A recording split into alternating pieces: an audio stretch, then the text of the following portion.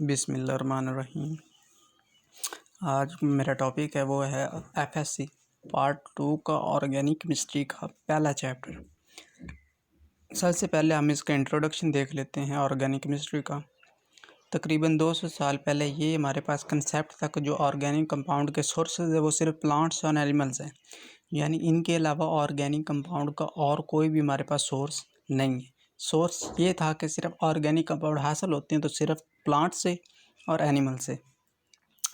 उसके बाद एक साइंटिस्ट था फ्रेडरिक वोलर, उसने पहली बार लेबॉर्ट्री में एक ऑर्गेनिक कंपाउंड को तैयार किया जिससे वो 200 साल पुराना कंसेप्ट था वो रिजेक्ट हो गया। इसने ये साबित किया था कि जो ऑर्गेनिक कंपाउंड के सोर्सेज सिर्फ प्लांट्स और एनिमल्स नहीं हैं बल्कि और भी। उसने ये साबित किया कि ऑर्गेनिक कंपाउंड को लेबॉर्ट्री में भी तैयार किया जा सकता है।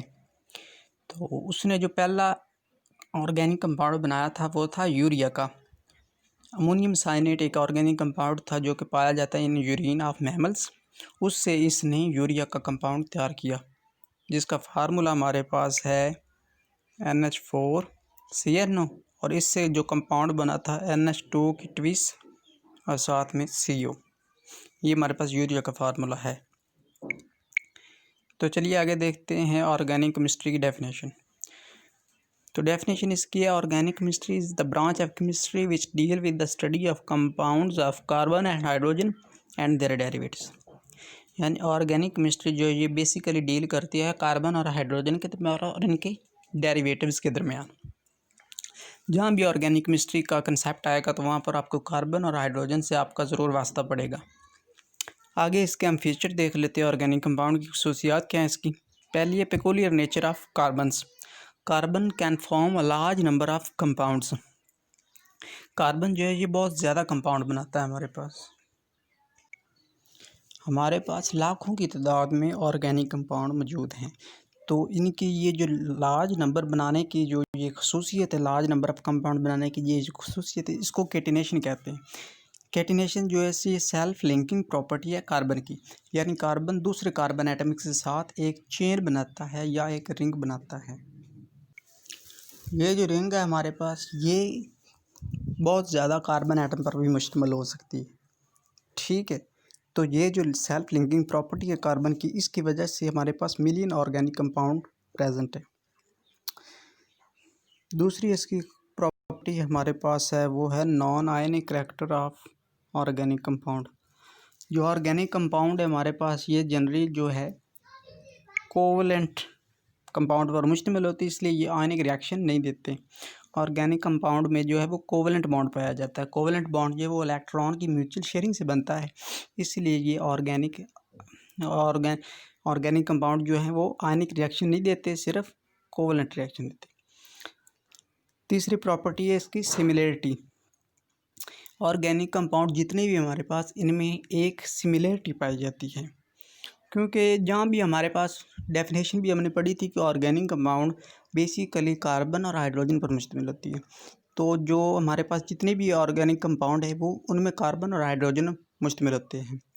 इनकी ये जो खसूसियत है ये होमोलोगोसिरियस है, जिसकी वजह से इनमें ऑर्गेनिक कंपाउंड में काफ़ी रिजेम्बलेंस पाई जाती है, एक दूसरे ये जिससे काफ़ी मिलते जुलते होते हैं।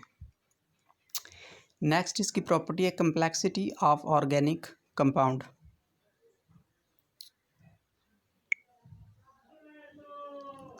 जो ऑर्गेनिक कंपाउंड है इनके स्ट्रक्चर जो है वो काफ़ी कम्प्लेक्स होते हैं। मतलब कार्बन केटिनेशन में हमने पढ़ा था कि ये केटिनेशन मतलब एक चेन बनती है एक रिंग की सूरत में या स्ट्रेट चेन बनती है, जिसमें कार्बन दूसरे कार्बन एटम के साथ काफ़ी बॉन्ड बनाता है। ठीक है, तो जैसे हमारे पास ये स्टार्च का फार्मूला है वो आप देखें तो आपको अंदाज़ा होगा। ये स्टार्च का हमारे पास फार्मूला C6H10O5 की N। ये जो हमारे पास N है ये सेवरल थाउजेंड हो सकता है, सेवरल थाउजेंड। इससे आप अंदाज़ा लगा सकते हैं कि जो ऑर्गेनिक कंपाउंड के स्ट्रक्चर हैं वो कितने कम्प्लेक्स हो सकते हैं। ठीक, N को आप एज 100 ले सकते हैं, 200 ले सकते हैं, तो मतलब इतने कार्बन जुड़े होते हैं एक दूसरे के साथ। इसकी वजह से इनके स्ट्रक्चर जो है वो काफ़ी कम्प्लेक्स होते हैं। जैसे हमारे पास प्रोटीन है, लिपिड्स हैं, ये सारे ऑर्गेनिक कंपाउंड, इनके स्ट्रक्चर जो काफ़ी कम्प्लेक्स होते हैं। पांचवी खासियत इसके आइसोमेरिज्म। आइसोमेरिज्म जो है वो ऑर्गेनिक कंपाउंड में काफ़ी कॉमन है। आइसोमेरिज्म ऐसे कंपाउंड होते हैं जिनका मॉलिक्यूलर फार्मूला सेम होता है लेकिन उनके स्ट्रक्चर जो है वो डिफरेंट होते हैं। मतलब एक हमारे पास ऑर्गेनिक कंपाउंड है ब्यूटेन का, जो कि एक अल्केन है। इसका मॉलिक्यूलर फार्मूला जो वो सेम है लेकिन इसके स्ट्रक्चर डिफरेंट है। तो स्ट्रक्चर डिफरेंट होने की बेस की वजह से हम इसको आइसोमेरिज्म का नाम देते हैं। तीसरा है रेट्स ऑफ ऑर्गेनिक रिएक्शन, कि ऑर्गेनिक रिएक्शन जब आपस में रिएक्ट करते हैं तो उनका रेट्स क्या होता है, स्लो होता है या फास्ट होता है। तो इनका जो रेट है वो स्लो होता है। पीछे हमने जब इसकी 4 नंबर वाली खसूसियत पढ़ी थी कम्प्लेक्सिटी, तो जैसे कि हमने देखा कि जो ऑर्गेनिक कंपाउंड के स्ट्रक्चर हैं वो काफ़ी कम्प्लेक्स होते हैं। तो कम्प्लेक्स होने की वजह से उनके जो रिएक्शन है वो बहुत स्लो होते हैं, क्योंकि इनके मॉलिक्यूलर फार्मूला जो वो ज़्यादा होते हैं।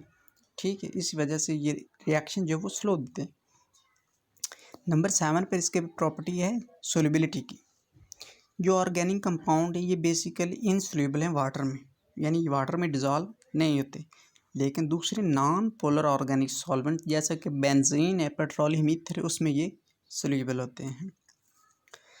नेक्स्ट है ऑर्गेनिक केमिस्ट्री की इम्पोर्टेंस क्या है हमारे पास, इसकी अहमियत क्या है। जो ऑर्गेनिक केमिस्ट्री ये बहुत इम्पोर्टेंट है। हमारे बॉडी में जितने भी फ्लूइड्स हैं, जैसे कि प्रोटीन्स हैं, लिपिड्स हैं, विटामिन्स हैं, न्यूक्लिक एसिड है, कार्बोहाइड्रेट्स, ये सारे हमारे पास ऑर्गेनिक कंपाउंड है।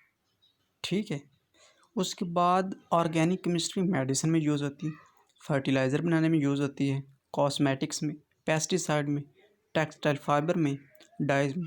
यानी ऑर्गेनिक केमिस्ट्री हमारी ज़िंदगी के हर शोबे में इन्वॉल्व है। नेक्स्ट हमारे पास इसके सोर्सेज है ऑर्गेनिक कंपाउंड के, किन किन सोर्सेज से हमारे पास जो है वो ऑर्गेनिक कंपाउंड हासिल होते हैं।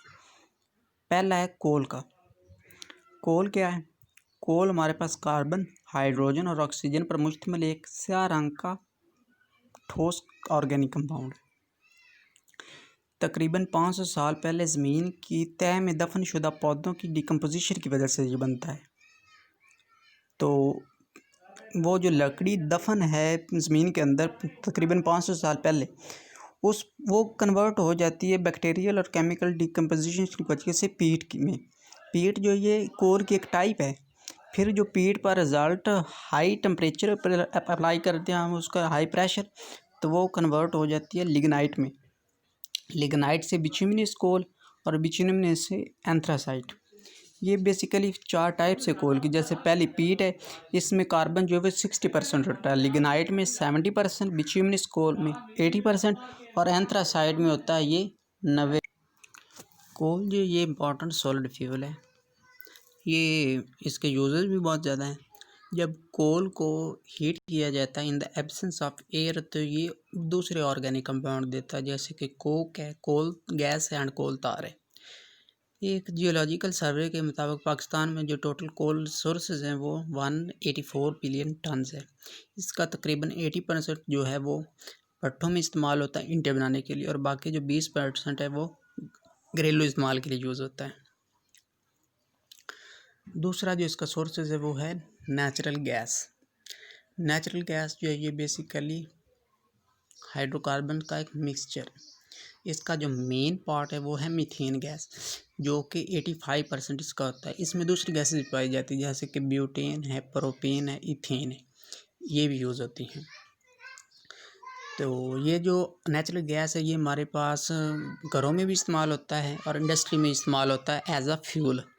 ठीक है, तो इसके अलावा ये और भी जगहों पर ये यूज़ होता है, जैसे गाड़ियों में जो CNG होती है वो कंप्रेस्ड नेचुरल गैस होती है, उसका भी ये नेचुरल गैस मेन पार्ट है। तीसरा और आखिरी इसका जो पॉइंट है वो है पेट्रोलियम। पेट्रोलियम जो है वो एक ब्राउन कलर का लिक्विड है। ठीक है, तो पेट्रोलियम भी ऑर्गेनिक कंपाउंड का एक सोर्स है, जिसकी एक फॉर्म क्रूड ऑयल है। इसकी फ्रैक्शनल होती है प्रेसिपिटेशन। फ्रैक्शनल डिस्टिलेशन का मतलब है कि पेट्रोलियम को बॉइलिंग पॉइंट की बेस पर अलहदा करना। ठीक है, तो ये भी इसकी पाकिस्तान में इसकी रिफाइनरी भी हैं पेट्रोलियम की।